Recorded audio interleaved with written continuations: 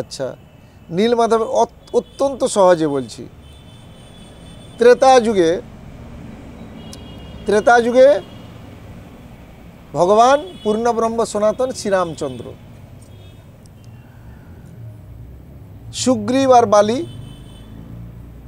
বালিকে বধ করেছিল ভগবান শ্রীরামচন্দ্র।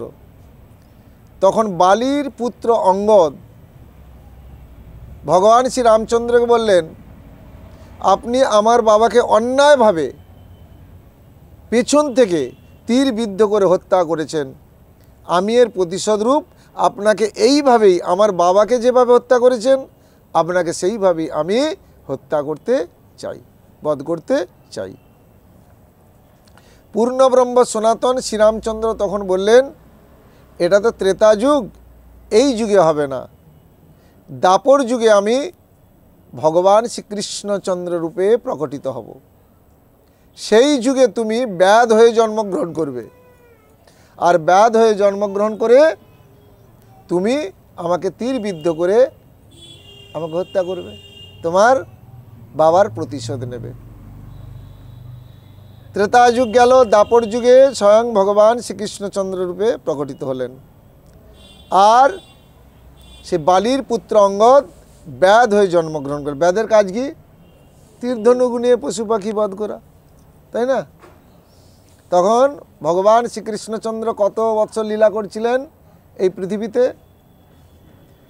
গোকুলে 5 বৎসর উনি ছিলেন, আর বৃন্দাবনে ছিলেন 8 বৎসর 11 মাস, আর মথুরায় ছিল 11 বৎসর 1 মাস। কতদিন হলো? 25 বৎসর হলো। আর 100 বৎসর দ্বারকার রাজা হয়েছিলেন। 125 বৎসর প্রকটিত ছিলেন ভগবান শ্রীকৃষ্ণচন্দ্র। 125 বৎসর প্রকটিত হওয়ার পরে লীলা সম্বরণকালে উনি একটি নিম্ব বৃক্ষের মগ ডালে, যাকে বলে একবারে উঁচু ডালে বসে বসে রাঙা চরণটা দোলা দিচ্ছেন। মায়ার দ্বারা প্রভাবিত করলেন কাকে? সেই ব্যাধকে। কে না? ভগবান শ্রীকৃষ্ণচন্দ্র। মায়া যবনিকাচ্ছন্ন মদ্যক্ষজ মব্যয়ম নাহং প্রকাশ সর্বস্ব যোগ মায়া সমাবৃত।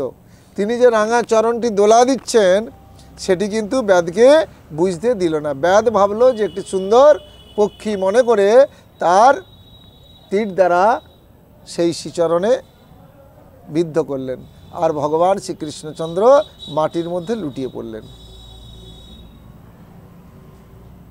মাটির মধ্যে লুটিয়ে যেন কত মৃত্যু যন্ত্রণায় কাতর।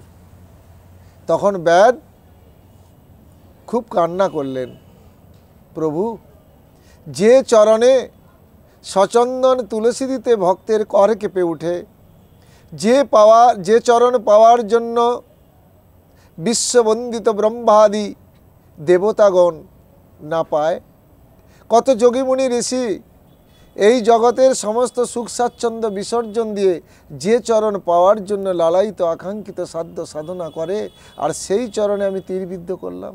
স্বাভাবিক কান্না করছে। তখন ভগবান শ্রীকৃষ্ণচন্দ্র বললেন, ব্যাধ, তোমার কোনো অপরাধ নেই। তখন পূর্বের সেই ত্রেতা যুগের কাহিনী বললেন।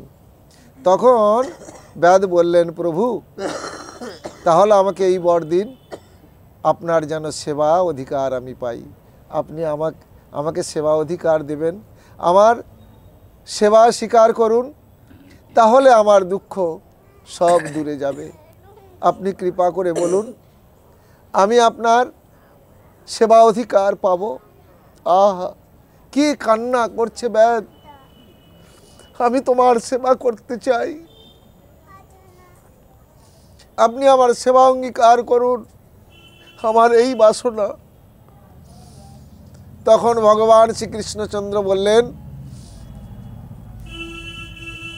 দাপরের শেষে কলির আগমনে আমি দক্ষিণ কুলধি জলে, দক্ষিণ দিকে আমি এই সমুদ্রে আমি এবং সুভদ্রা এবং বলরামের অর্ধ কাষ্ঠ, আধপোড়া কাষ্ঠ এই সমুদ্র বক্ষে ভাসতে ভাসতে যাবে। তার মধ্যে আমাদের দেহ পিঞ্জর থাকবে। সেই 3টি কাষ্ঠ নিয়ে তুমি পাহাড়ের উচ্চ স্থানে নির্মাণ করবে এবং সেখানে নীল মাধব হয়ে আমি তোমার সেবা অঙ্গীকার করব। কিন্তু প্রভু কি করে বুঝবো? সমুদ্রের বক্ষ দিয়ে তো অনেক কাষ্ঠ ভেসে যাবে। ঠিকই বলেছ ব্যাদ, নাম হলো বিশ্বাবসু। সেই কাষ্ঠ হবে অতীব সুন্দর, জ্যোতির্ময় এবং সুগন্ধযুক্ত। তখন তুমি বুঝতে পারবে। সেই ব্যাদ বিশ্বাবসু হয়ে জন্মগ্রহণ করলেন, এলেন এই নীল মাধবের ওখানেই দক্ষিণ দিকে, দক্ষিণ কুলদি জলে, এবং সেখানে গভীর সাধনায় মগ্ন হলেন। সেই 3টি কাষ্ঠ, আধপোড়া কাষ্ঠ, দেহপিঞ্জর মিশ্রিত যাচ্ছে, সেই 3টি কাষ্ঠকে সংগ্রহ করে বুকের মধ্যে জড়িয়ে নিয়ে ওই নীলগিরি পর্বতের বহু উঁচুতে, একদম উঁচুতে, সেখানে 3টি বিগ্রহ রচনা করে সেবা পুজো করলেন। তার নাম হলো নীল মাধব। জয় জয় নীল মাধব কি। তার নাম হলো নীল মাধব। সেই নীল মাধবের সেবা করেন কে? ওইটি গুপ্ত লীলা। এটা পৃথিবীতে আর কেউ ওই নীল মাধবকে দর্শন করে না। বিশ্বাবসু সেবা করেন, আর কাউকে সন্ধান দেয় না। এদিকে যে প্রভু জগন্নাথ দেব, বিরোহীনগর প্রভু জগন্নাথ দেব, ইনি তো গভীর সাধনা করছেন যে ভগবানকে প্রভু জগন্নাথ রূপে উনি প্রতিষ্ঠিত করতে চান। তাহলে সবার মনোবাসনা পূর্ণ করতে হবে।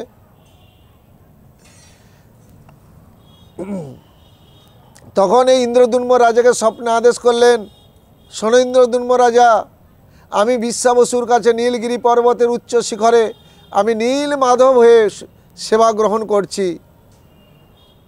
এই স্বপ্নাদেশ পেয়ে তখন এখানকার ইন্দ্রদুম্ন রাজা, ওই যে 4 ঘন্টার পথ, ওখানে সমস্ত সৈন্য সামন্তদের পাঠালো। তার সঙ্গে রাজ সভাপণ্ডিত বিদ্যাবতীকেও পাঠালেন। সবাই মানে না খোঁজ পেয়ে বৃথা মনোরথে সবাই ফিরে এলেন। কেউ আর সন্ধান পেলেন না নীলমাধবের। আর এদিকে বিদ্যাবতী সন্ধান করতে করতে করতে করতে না পেয়ে তখন সন্ধ্যা আগত ওই নীলমাধবের তলদেশে একটি পর্ণকুটির চিন্তা করলেন যে আমি এখন কোথায় যাব। তার চেয়ে রাত্রিটা আমি পর্ণকুটিরে একটু আশ্রয় নিই। পর্ণকুটিরে ছিল একটি আদিবাসী মেয়ে, ট্রাইবাল, তার মানে একদম নিচু জাতির মেয়ে একটি আছে, তার নাম ললিতা। তিনি হলেন এই বিশ্বাবসুর কন্যা। ব্রাহ্মণ, দেখতে খুব সুপুরুষ। বিদ্যাবতীকে দেখে বললেন, আপনি এখানে আমার আশ্রয় গ্রহণ করুন। তারপরে সন্ধ্যার সময় বিদ্যাবতী নেমে এলেন, এই বিশ্বাবসু নেমে এলেন। কি বাহ, আমরা এত ছোট জাত, আপনি আমাদের গৃহে আশ্রয় নিয়েছেন, খুব আরতি যত্ন করলেন, খুব সেবা শুশ্রূষা করলেন। আপনি যতদিন পারেন এখানে থাকুন। আমাদের সৌভাগ্য আপনার মতো ব্রাহ্মণ পুত্র আমাদের বাড়িতে তো আমার এই পর্ণকুটিরে এসেছেন। এইভাবে কিছুদিন যাওয়ার পরে বিদ্যাবতীর সঙ্গে সে বিশ্বাবসুর কন্যা ললিতার একটা মন বিনিময় হয়। বলো রাধে রাধে। মন বিনিময়ের পরে কি হবে? বিয়ে হয়ে গেল। বিশ্বাবসু বিয়ে দিয়ে দিল একটা ছোট জাতের মেয়ের সঙ্গে। বিদ্যাবতীর রাজসভা পণ্ডিত ব্রাহ্মণ বিয়ে হয়ে গেল। ললিতাকে একদিন বিদ্যাবতী বলছে, আচ্ছা বাবা প্রতিদিন কোথায় সকালে চলে যায় আবার সন্ধ্যাতে আসে? বলছে বাবা প্রতিদিন নীল মাধবের সেবা দিতে যায়, সকালে যায় আর সন্ধ্যাতে আসে। চমকে উঠলেন বিদ্যাবতী, আরে আমি নীল মাধবের সন্ধানেই তো এসেছি। বাহ, এটার জন্যই তো আমার এই অভিযান, আমার আশা, এত কষ্ট, এত পরিশ্রম। তখন বলছে ললিতা, বাবাকে বলে আমাকে নীল মাধবের দর্শন দেবে। বলছে না না না না, ওটা দেওয়া যাবে না, আমিও দর্শন পাই না, আমার বাবা ছাড়া নীল মাধবের দর্শন কেউ পায় না, আর কাকু বলেও না, তুমি বলেই দেখো না। ললিতা তখন বাবাকে বলছে, বাবা আপনার জামাইকে একবার নীলমাধবের দর্শন দাও না বাবা, আমাকে নেই দাও। বলছে না না না, ওটা দিতে পারবো না, ওই আবদার করলে আমি আবদার মেটাতে পারবো না। তখন বিদ্যাবতী বলছে, শ্বশুরকে বলছে, বাবা আমরা তো তিনজন, আমি, আপনি আর আপনার মেয়ে, আমি তো আপনার জামাতা, আমাকে দর্শন দেবেন না? তখন অগত্যা বিশ্বা বসু বললেন, বেশ, তুমি যখন আমার জামাতা এত করে বলছো, ঠিক আছে আমি তোমাকে দেখাতে পারি, তবে তোমার চোখ বেঁধে নিয়ে যাব, রাস্তা আমি তোমাকে দেখাবো না। বলো রাধে রাধে। চোখ বেঁধে নিয়ে যাব, আবার চোখ দেখিয়ে চোখ বেঁধে তোমাকে এখানে পৌঁছে দেবো। রাস্তা জানলে অসুবিধা আছে, অন্য কাউকে সন্ধান দিয়ে দিবে, বা তুমি আবার চলে যাবে। এইভাবে তখন ঠিক আছে, তাই চোখ বেঁধে দাও। ললিতাকে গোপনে বললেন, ললিতা তুমি আমাকে এক মুঠো সর্ষে দাও। বলে সর্ষে নিয়ে কী করবে? বলে সর্ষে দরকার, নীলমাধবের কাছে যাব তো, পুজো দেব। আসলে উদ্দেশ্য কি? সেই যাওয়ার সময় সর্ষে ছড়ি ছড়ি ছড়ি ছড়ি নীলমাধবের কাছে গিয়েছে। আহা, সে তো স্বর্গপুরী, একদম নীলমাধবকে দর্শন করে সেখানে ঘৃতের প্রদীপ প্রজ্বলিত এবং কত রং বেরঙের পাখি, রং বেরঙের পুষ্প, যেন স্বর্গ উদ্যান। আর বিদ্যাবতী দেখলেন পাশেই একটি কুণ্ড রয়েছে, অমৃত কুণ্ড। একটা কাক পক্ষী সেই ডাল থেকে যা পড়ে গেল মরে গেল, আর সঙ্গে সঙ্গে চতুর্ভুজ নারায়ণ রূপ ধারণ করে স্বর্ণ রথে করে চলে গেল। বিদ্যাবতী বলল, বাহ, এ তো মন্দ নয়। এই কুণ্ডতে যদি পড়ে একটা কাকের মতো পক্ষী যদি পড়ে গিয়ে সে মুক্ত হয়ে স্বর্গে যায়, আমি আর কোথাও যাব না, আমি এখানে পড়ে মরব, স্বর্গ লাভ করব।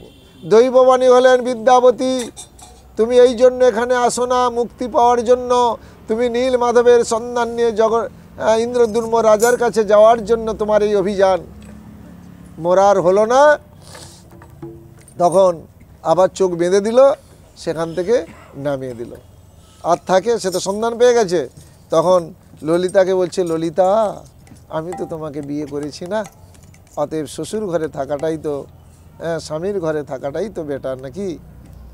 বলছে, হ্যাঁ তুমি যেখানে থাকবে আমি সেখানে থাকবো। বলে তাহলে চলো আমার সঙ্গে। বলে হ্যাঁ।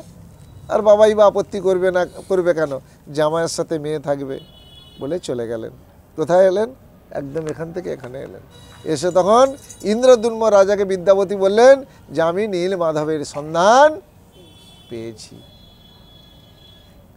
তখন ইন্দ্রদ্যুম্ন রাজা খুব আনন্দিত হলেন, খুশি হলেন, সমস্ত সৈন্য সামন্তকে নিয়ে, সঙ্গে বিদ্যাবতীকে নিয়ে ওই নীলমাধবের এবার প্রমাণ কি করে যাবে? তা তো চোখ বেঁধে দিয়েছিল, এতদিনকে সর্ষে গাছ হয়ে গেছে।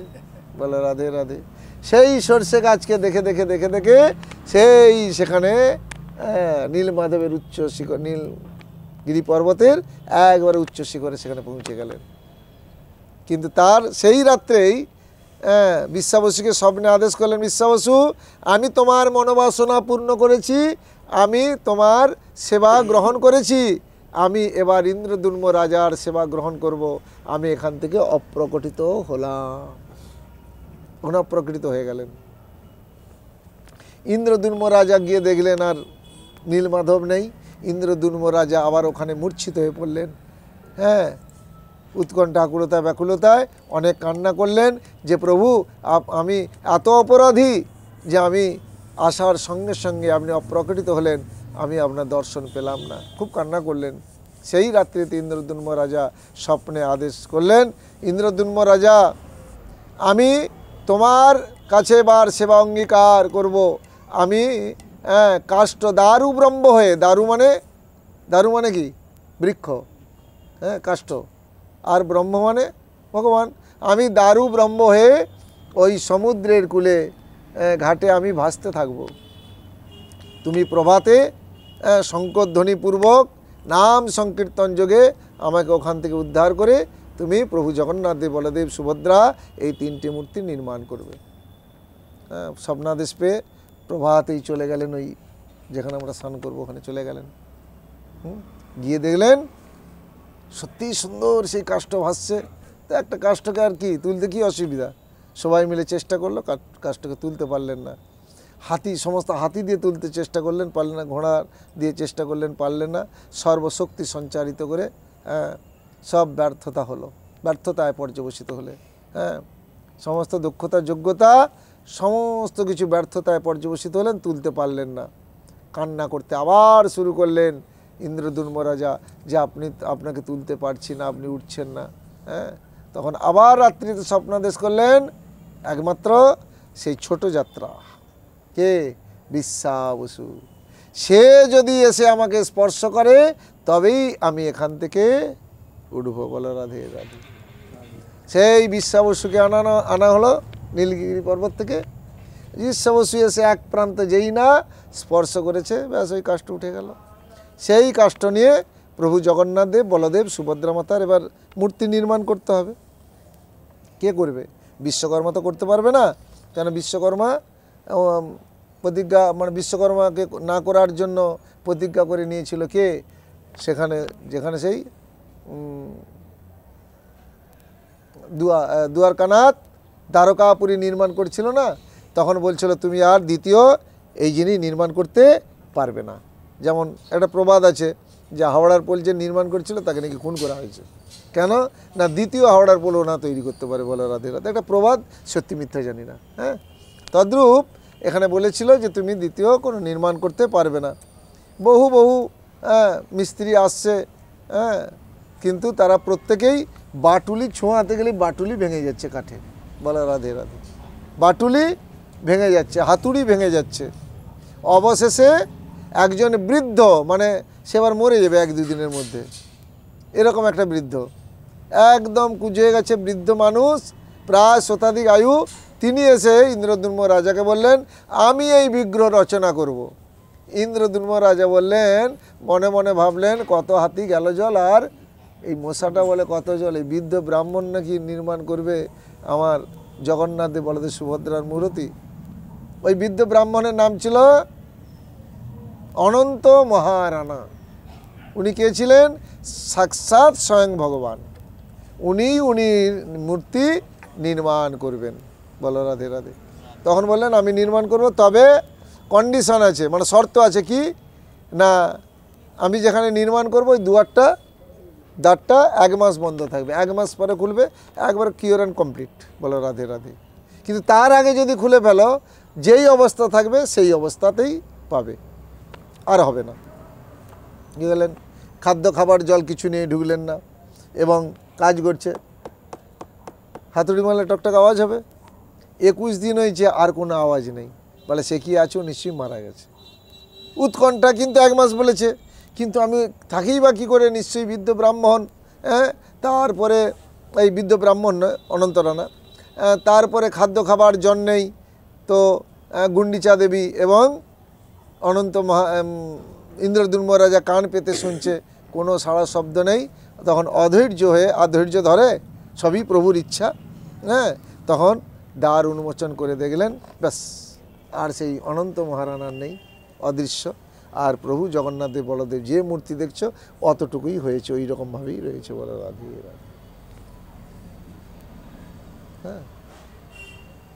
আচ্ছা, এবার তাহলে এই মূর্তিটাও হলে, মানে ওই রূপে রইলেন কেন? এটা তো একটা, এটা হচ্ছে গৌণ। এই যে এই মূর্তিটা রইল কি সহজ কথা, কি যে যদি না খুলে ফেলতো তাহলে কি এই মূর্তিটা হতো, সব হাত পা হতো, মাথা চূড়া হতো ইত্যাদি। এটা হচ্ছে গৌণ। মুখ্য কারণ কি? সেটা দাপর যুগে হয়ে আছে, যিনি ওই মূর্তিতেই এই কলিযুগে প্রকটিত হবেন এবং আমাদেরকে দর্শন দেবেন। ঘুম পাচ্ছে তো, আর পরে হবে? আচ্ছা, তাহলে আর 5 মিনিট। কেন এই মূর্তি? মানে